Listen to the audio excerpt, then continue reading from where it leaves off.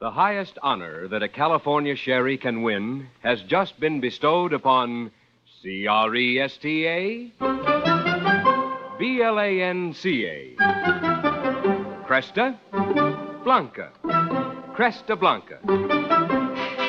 Yes, at the recent California State Fair, in the keenest judging of California wines ever held, Cresta Blanca Triple Cream Sherry was the judge's choice to receive the gold medal, top award for outstanding excellence.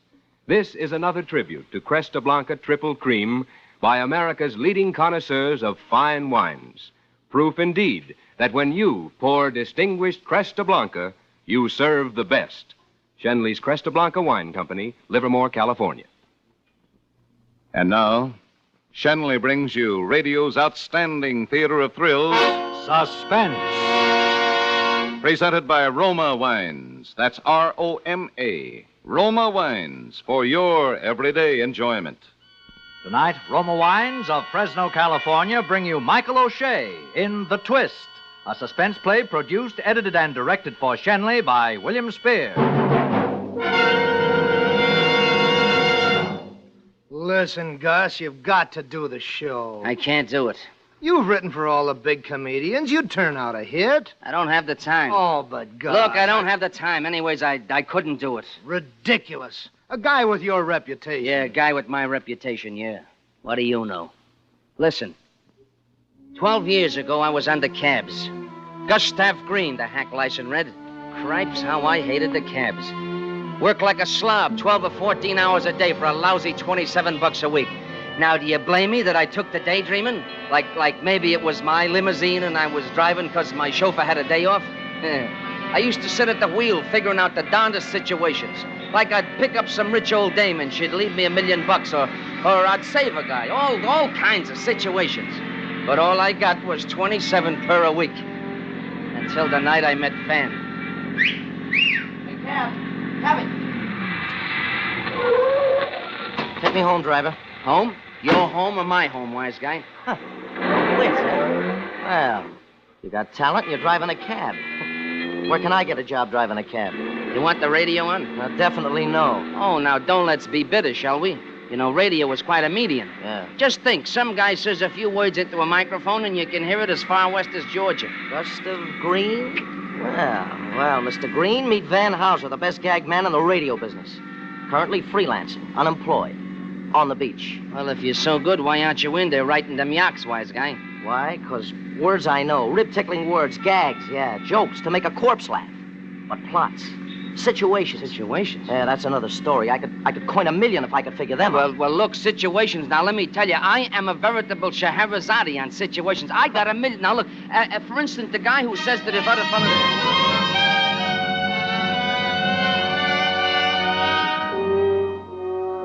I don't know, something clicked between me and Van Houser. From the beginning, I always hated his guts, the way he talked to me like I was dirt. But up in his room, I started feeding him stories, stuff I dreamed up on the cab. He put it into good words, and it came out very funny, too. Well, inside a couple of years, I was getting $1,500 a week, but I was tied to that guy. I couldn't work with nobody else. I'd sit down with another gag writer, and nothing would happen. Yeah, I knew it was Van, or $40 a week in some broken-down job. So I hung on to him like a barnacle. I worked with him, ate with him, played with him. My place was just down the hall from his at the hotel. Sometimes I thought I'd go nuts if I had to look at his sneering, ugly puss another day. And the only satisfaction I had was that he needed me and hated me just like I needed and hated him. But one day while we were writing a spot for Schmo for a Day, he throws me a very unfunny line. Gus, my goon boy, you may be interested to know that I'm going to marry Julie Phelps. Julie Phelps, a dancer? That's right. She used to be at the club Catalina. She making trouble for you? Cut it. All right. I didn't say nothing against her. All right, you better not. Okay, go ahead and enjoy yourself. Well, thanks. So, Gus, my cornball colleague, we may not be seeing so much of each other hence. Oh, now, look, you don't mean that, but... Hey, now, wait a minute. What's going to be with our partnership here? Well, we'll see. I'll talk it over with Julie. No, Van. Now, look, I mean it. We've always done what we wanted to. Loafed all day, worked all night, ate and slept at any crazy hour. Now, no dame is going to stand for that. Julie is different. No dame is different. Yeah, she knows how we operate. And she knows you, Gus. Yeah, and she's not exactly crazy about me neither. Uh-huh, I was just coming to that. Now, if you want to stay in with me, be nice to her, huh? It won't do no good. Listen, Van, she'll make trouble between us. See, she'll work on that as soon as the knot is tied. I said... Now, listen to me. I'm your pal, Van. A dame like that is bad business. You know what the Club Catalina, Look, she Gus, wasn't exactly... Gus, Julie is 1 in a million. A joke man like you comes a dime a dozen. Okay, if that's the way you feel. That's the way I feel. Pardon me for having any feet, hey? All right, just be nice to her. No cracks. Okay, so I'll be nice. Now, look, about Sunday's show... I said be nice to her. If you're not, Gus, we're finished.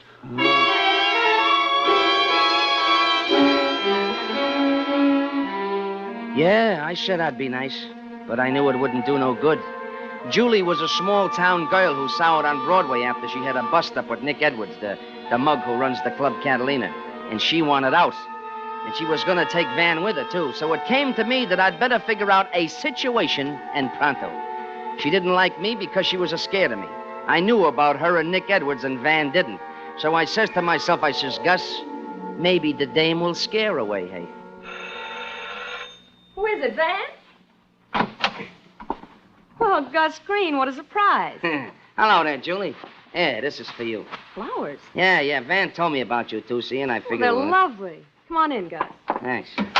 I miss flowers so much in the city. Back home, the garden's always full of them. Yeah. Say, this is a nice place you got here. Thanks. Yeah, very swanky. Wasn't that chair once in the lobby of the Club Catalina? Well, I bought it when they redecorated the place. Oh, sure you did, honey, but it just reminded me. About what? I just happened to see your friend Nick Edwards today. I haven't seen Nick in months. Oh, sure you haven't, honey, but he's still carrying the torchola for you. I'm not interested. No, I didn't say you were, but you might be interested in the fact that Nick said, if Van Houser marries Julie, so help me, I'll kill him. Did he say that? Now, would I lie, honey? Well, that settles it. I've had enough of show business.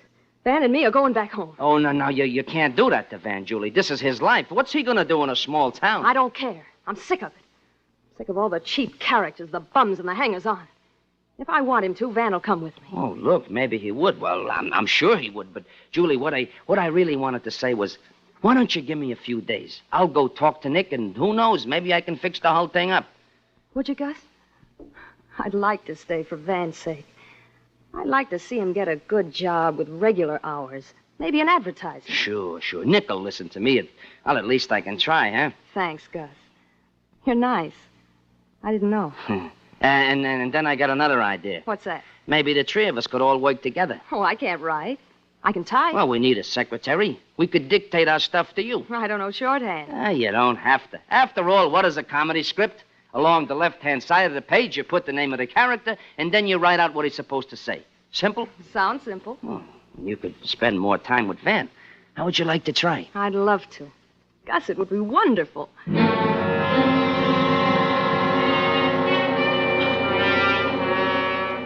Sure, it'd be wonderful. For me. When she said she'd work with us, Julie was playing a part in a situation that I dreamed up. And let me tell you, it was a good one. Because it ended with me still making $1.5 grand per week, and Julie Phelps, well, Julie Phelps was just not there. Music chaser and a commercial. Credits and sign off. Got that, darling? Every word, Mr. Hauser. Well, Van, how do you like our new secretary? Oh, she's good, Gus. How come you had such a swell idea, huh? Gus, if this works out, I'll be the happiest person alive. Oh, no, you won't, Julie. I will. Now, come on. I'd like to try dictating. Mm-hmm. Ready? Okay, take a clean sheet of paper. Mm-hmm. Here's a gag sequence for the Fred Benton show. Oh, look who's writing gags. Don't laugh. Genius. Now, look, Fred's talking to Mrs. Mishmash, and she starts reading the wrong page of the script, you see? Yeah. Ready? Let's go. Mrs. Mishmash, please don't laugh at me. Mm-hmm. I think we've made a mistake. Mistake. Uh-huh. Now, Fred Benton, I know I have. Mrs. M, let's start all over from the beginning. All over from beginning. Fred, if you love me, you will. That's funny? No, that's charming. No, Charming. this is Mrs. Am I going too fast? No, that's Okay, fine. this is Mrs. Mishmash again. I would do anything for you. Anything for you. Fred, he says, I would like to see you. Oh, I'm bored. Okay. Mrs. M again. Let's talk this over. How about tonight? How about tonight? Yeah. Fred, when? At midnight. Midnight. Mrs. M. Come, I'm waiting for you right now. You're right now. Did you get it all? Mm-hmm. Good. Type it right up. Wait. What's the matter? Don't bother, Julie. We couldn't use that corn even on the Benton show. All right, wise guy. Give it to me, Julie. I'll file it under sustainers. Look, if you're going to fight, I'm not going to work for either of you. Van, be a dear and get me a pack of cigarettes downstairs, will you? All right, honey. Gus, don't try to write any more of those charming gags. Get lost. Gus, Yeah? did you get anywhere with Nick? Well, yeah, Julie. He's softening up, but he wants to see you. Gus, I don't want that man near me. Now, look, you'll see him. You better start wearing black for Van. You know Nick Edwards. I know Nick wouldn't stop at killing, but Now, listen, Julie. I haven't got time to argue with you now. Van will come back. But why don't you come to my place tomorrow night at 11? I'll run in a van for sure. Well, then come before 8 and wait for me. We'll have rehearsals till then. What about Van? Tell him you're going to sleep early or something. What if he calls anyway? I'll cover you. I'll probably be with him anyhow. He must never know about Nick. I get it. Now, listen, Julie, you just leave everything to me, and in a couple of days, you won't have to worry about Nick Edwards again. Yeah, just leave everything to me, and you won't have to worry about anything anymore, Julie Phelps. Not even your own funeral.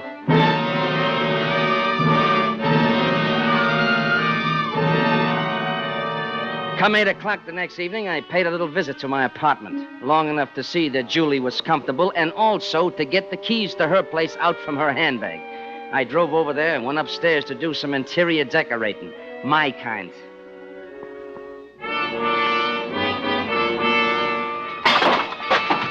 Gonna take Van away from Broadway, are you?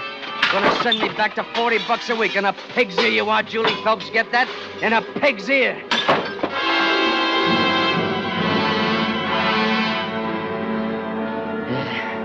Now, just one more touch to complete the situation. A little business outside the Club Catalina. Hey, kid, come here. Here, listen now. Here's a dime, kid. Take this note in this here envelope and give it to Nick Edwards. And if anyone asks you, say a dame gave it to you. Got that? A beautiful dame. You got it from a beautiful dame, right?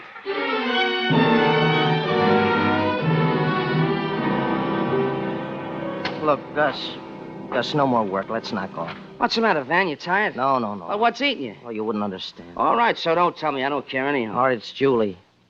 Said she had to go to bed early tonight. So what? It ain't legal? I called a half dozen times, no answer. Uh-huh. Afraid she's two-timing you, huh? I didn't say that. Yeah, but I know how you feel. Yeah, well, mind your own business. Look, my friend, I'll do you a good turn. Leave me dial the number for you. The number's on the pad. Let's see what your fat fingers can do. Okay. You could talk to her while I go down to my room to get my hat and coat. I'll take you for a drive before we hit the sack. Well, sometimes you're even human. Okay, here, take it. It's ringing now. I'll be right back. I'll see.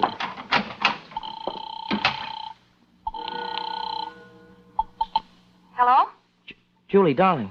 Van? Honey, I'm sure glad to hear your voice. Where you been? Why? Well, I've been trying to get you all evening. No answer. Then Gus tried Van, dear, I told you. I was going home to get some sleep. Well, when I phoned, you must have... Maybe it didn't wake me. Well, now, baby, that's hardly likely with a phone right near your bed. Sometimes I sleep. Julie. I can... Julie, is there someone there with you? Of course not, Van. I'm alone. I'm by myself. What are you... No. Julie. Van! Julie. Van! Julie, what's the matter?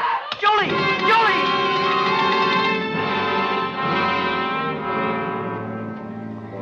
A very neat situation, you granted, Warden? Sure.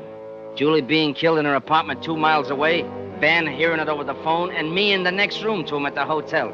You like it, huh, Warden? Yeah, I like it, too, and I did it. That was a very sensational situation.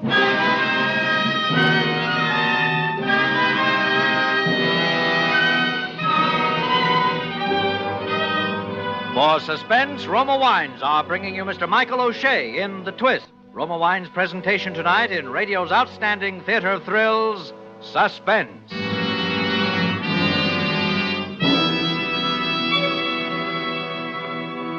Suspense. Radio's outstanding theater of thrills is presented by Roma. That's R-O-M-A, Roma Wines. Selected from the world's greatest reserves of fine wines. Have you discovered how much Roma California wines add to your everyday enjoyment? For example, millions of American homemakers serve delicious Roma wines to dress up everyday dishes, to make even the simplest meals really delightful events. Yes, good food does taste better with better-tasting Roma wines. And there's a delicious Roma wine to complement your enjoyment of every dish. Juicy steaks and roasts taste their best with robust Roma Burgundy. Fish, fowl, or any light meat become exciting treats with delicate Roma Sauterne or pale golden Roma Rhine wine.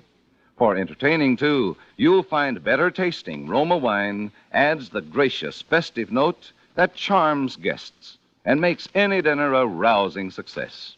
So, for extra mealtime enjoyment that's inexpensive, always serve Roma. That's R-O-M-A, Roma Wines, America's favorite wines. And now Roma Wines bring back to our Hollywood soundstage Mr. Michael O'Shea as Gus Green, with Sidney Miller as Van Houser in The Twist, a play well calculated to keep you in suspense.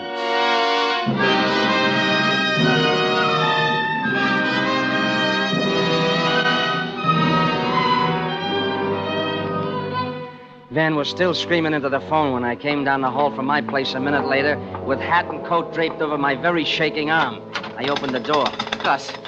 Gus, something's happened to Julie. Huh? Something's happened to Julie. Well, how do you know? Did you get her? Yeah, she answered the phone. But, So? Well, she sounded funny, like there was someone in the same room, and then suddenly she sounded like she was hit or choked or something. Well, maybe it's just a gag she was pulling. You know, dames do that sometimes. You think so? Why, sure. No, it couldn't be. I heard her, Gus. Gus, what should I do? Now, come on, keep your shirt on, The Van. way she screamed. Did you call her back? No, I didn't. Well, why don't you? That's right. So I call her back. That's what I'll do. Sure. Of course I'll call her. Hand me the phone. Yeah. Something's happened. I know it has. Line busy? No answer. Yeah, but you just spoke to her a minute ago. Oh, Gus, I'm worried. I'm worried sick. Forget it. She's all right. Come on out for a ride. Oh, no, I couldn't. Look, tell you what I'll do for a pal. I'll drive you over there. You can check up for yourself.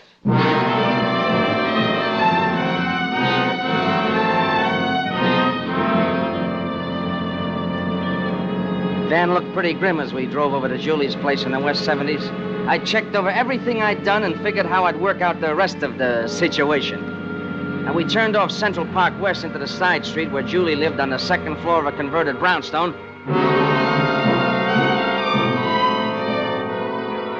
Hey, look, there's a guy coming out of the house. That's probably I can't see who nobody. it is. He's making a getaway. Gus, follow him. I never catch him now. Oh, gosh, Gus, if you'd only got close enough to see his license number. Well, I did.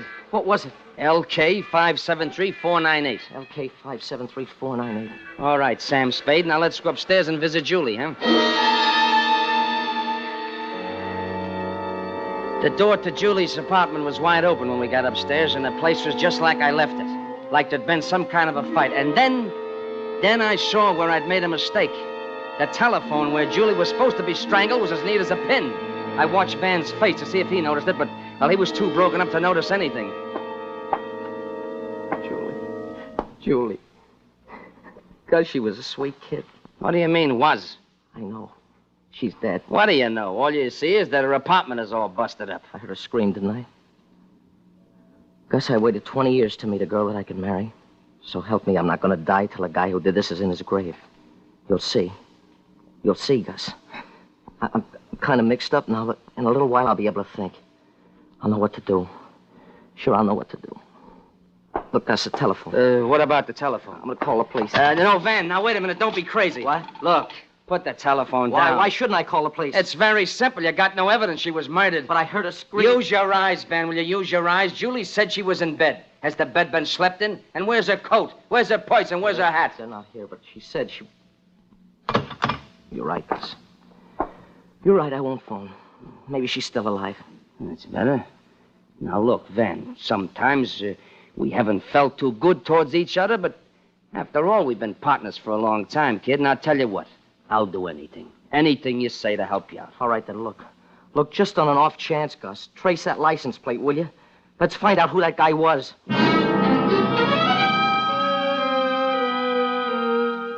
We went back to our hotel. I slept like a log because I knew that Julie was 10 feet from my bed in the closet, very dead, where she couldn't come between me and Van anymore. Next morning, I told Van I checked at the license bureau. Whose car was it? Nick Edwards. Catalina Edwards? That's right. Why, that dirty goon, Now, I'd look, like... you don't think that he... I don't have to think. I'll let the police Now, do it. wait a minute. Hold it. Look, Van, I never told you this before, but I knew all along that Julie was playing around with Nick Edwards. With Nick Edwards? Yeah. That's why I never liked her. Now, you better not call the cops. Maybe we was just busting in on a private little party last night. No, I can't believe it. No, not Julie. Well, we gotta find out where she is. And the guy who knows is Nick Edwards. What makes you think he'll tell? I'll tell you what. I'll call him at the club tonight and ask him over. I think maybe he'll accept me invitation.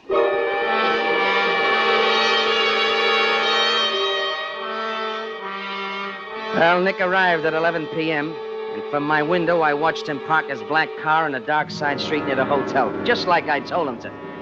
Then I carried Julie's body down the back stairs and put it in the luggage compartment of Nick's car. Nobody saw me. And a few minutes later, I knocked on Van's door. That you, Gus? Come in. Hiya, Van. Hi, Nick. Good evening, Gus. Nick was just telling me, Gus. Look, I'm just as worried about Julie as you guys are, see? Yeah? That's easy to say. Okay. Don't take my word for it. But I've had her house called every half hour all day. Why'd you go there last night in the first place? You haven't been around long, have you? Never mind that, wise guy. Why'd you visit my girl? Who said she was your girl? She was engaged to me. She was tired of you. Why, you Sit no down. good... She told me so herself. When? Yesterday? Then you saw her yesterday, Nick? No, I ain't seen her since she quit working at the club and started to pal around with your friend here. But you just said that... Julie was the only gal who ever had me on the rope, see? But when she called it quits, I went along. She was too good for an ex-con like me anyway, I figured. But last night, someone gives me a note in her handwriting. Oh? What did the note say, Nick? It was the most beautiful thing I've ever seen. I read it over and over until I knew it by heart. Please don't laugh at me. I think we made a mistake. I know I have. Let's start all over from the beginning. If you really love me, you will. I love you. I'll do anything for you. I'd like to see you. Let's talk this over. How about tonight? When? At midnight? Come, I'm waiting for you right now.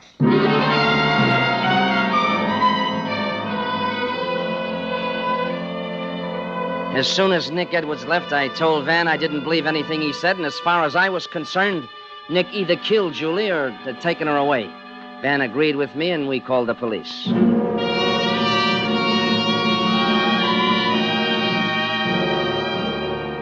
Ah, yes, it all made a perfect situation. The best I'd ever dreamed up. All of Nick Edwards' high-powered lawyers couldn't save him from being sentenced to the chair. Yes, sir, life looked pretty sweet, but there was just one thing wrong. Van's comedy was getting worse and worse. Fred Benton told us we'd have to get better or else. Now, we sat in Van's room sweating out a Benton program that was a day overdue. Van, for the love of Mike, will you pull yourself together? Gus, I can't think. You don't have to think. I gave you the whole situation. All you gotta do is write the gags for it. Gags. Now, look. In the first scene, Fred and Mrs. Mishmash steal a horse. But here's the twist. The horse is blind. You get it? Yeah. Well, come on, then, Gib. You know hundreds of horse gags. Now, just give them a twist and fit the situation. I can't. They just won't come. Look, if we don't get this script in tomorrow, Fred will can us. Now, come on, guy, will you write? I'll write yourself. Then you know I can't write. I'm no good without a gag Get man. yourself another gag man. I'm through. Look. Washed up. You know it won't work, Van. You know that. I've tried it on the QT. I was afraid that someday would break up, but it never worked. With you and me, Van, something happens. We're a great team. Without me, you're just another guy making with words. Without you, I'm just another Joe. Now, don't you see, kid? That's why we gotta stick together. Even if we do hate each other's guts. That's why nobody can't never break us up. Now, come on, guy, write, will you? I can't think of anything. Look, how we got something in the files we haven't used. You had a scene you dictated to Julie. What was that? Huh? That Mrs. Mishmash or no. something. Fred. Was it Please Don't Laugh at Me or something? I think we made a mistake. No, Van, look, that's a no-good situation. That's dead. Let's get something new here. It's a good situation. No, A very clever situation. All I need are the lines. Please don't laugh at me. Now, Van, I'm telling you, it's no good.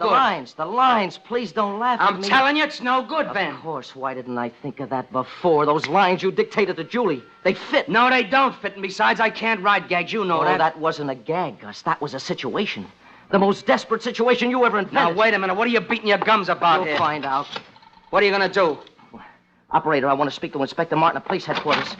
Get away from that door, Gus. I got a gun. Now, don't shoot, Van. Wait a minute. Then Don't listen and shoot. don't move. Police headquarters, Inspector Martin. Oh, Inspector Martin, this is Van Hauser of the Julie Phelps case. Hey, I've been trying to get... Edwards didn't kill Julie. Gus Green did. And I got proof. That makes it even worse. Edwards says you framed him. Green did. Nick's note was a script dictated to Julie, minus the character names. How about his alibi? He dialed his own number, Inspector, not hers, and killed her while she was speaking on the phone. To make things look right, he messed up her apartment. I never could quite figure out why there were no signs of struggle around her telephone. Now I know. Yeah, he must have stowed her body in Nick's car. Better send some cops over right away before I shoot him. Well, they're coming over, Hauser, to protect you. Edwards broke out about an hour ago. Watch out for him. Nick Edwards? Yes, Nick Edwards. Huh? Edwards. All right, Hauser, come across with that gun. Nick, Come on. Nick, you heard what I said, didn't you? So what? I didn't frame you. Gus did. He's the guy with a situation. So what? You took my girl away from me, didn't you? No. All right, give me that gun. Now, Nick, wait a minute. What are you going to do with that? Nothing except give me that gun, Hauser. Gus, don't let him get that gun, Gus. I'm a little too quick for you, Gus. Now, Nick, please. Now, don't shoot me. Let me tell you how this Cut was. it, you. I've had a belly full of your stories. They put me in jail, remember? They're all stuffed to me now, see? But like they say, there ain't no situation that can't take a new twist. Here's the twist to this one. You ain't gonna die for the murder of my poor Julie. No. You're going to die for something you didn't do. What do you mean, Nick? Just this. The murder of Van Hauser.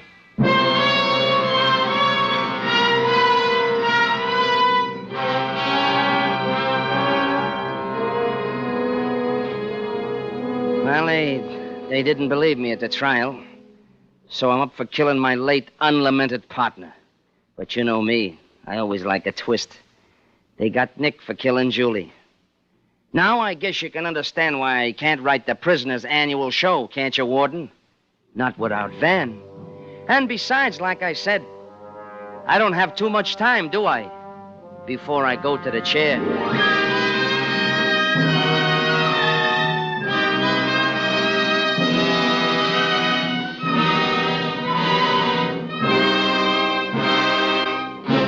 Suspense. The Twist, starring Michael O'Shea, presented by Roma Wines. That's R-O-M-A, Roma, California Wines, America's largest selling wines. When your family and friends enjoy glorious golden amber Roma sherry or ruby red Roma port, you share the rich reward of choicest California grapes, selected and gently pressed at peak taste richness, with ancient skills and winemaking resources unmatched in America. Roma master vintners guide this grape treasure unhurriedly to full taste perfection. These choice wines then are laid down with mellow Roma wines of years before, and from these, the world's great reserves of fine wines, Roma later selects for your taste pleasure. Tomorrow and every day, enjoy this naturally better taste of Roma wines. Whether your favorite Roma wine is nut like Roma sherry or rich Roma port, you'll find that every Roma wine is better tasting wine. That's why more Americans enjoy Roma than any other wines. Tonight's suspense play was by Baif Blau. Next Thursday, same time, you will hear Donald O'Connor as star of Suspense. Produced and directed by William Spear for the Roma Wine Company of Fresno, California.